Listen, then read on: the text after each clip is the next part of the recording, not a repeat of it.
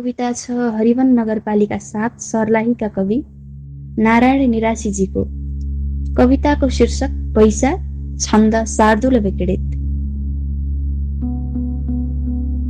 टाल्टैमा व्यवहार जीर्ण घरको सिद्धिन्छ पैसा किन, पैसाको पछि दौडिँदै भुवनमा चिप्लिन्छ रे जीवन।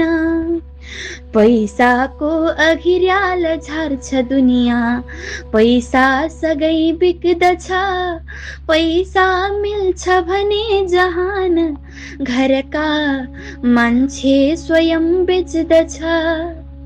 पैसा छैन भने रहन्न ममता, आफन्त बन्छन् परा। पैसाको वशमा परेर दुनियाँ बिग्रन्छ हाम्रो घर।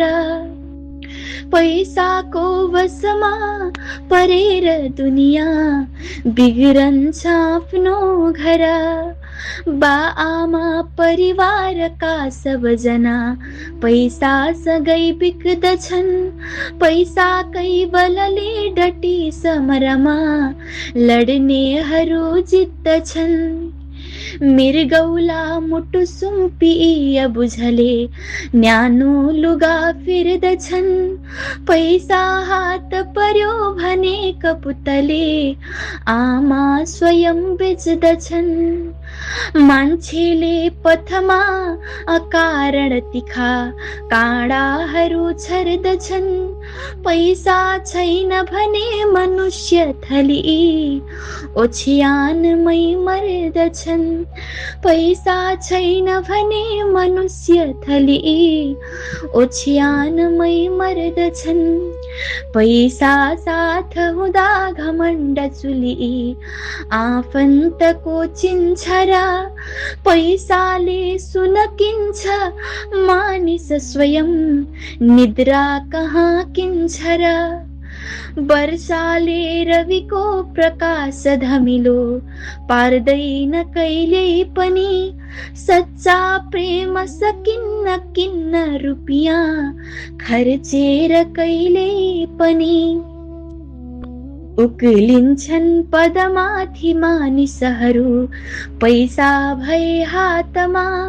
मिच्छन् कानुनका दफा उपदफा पैसा हुँदा साथमा।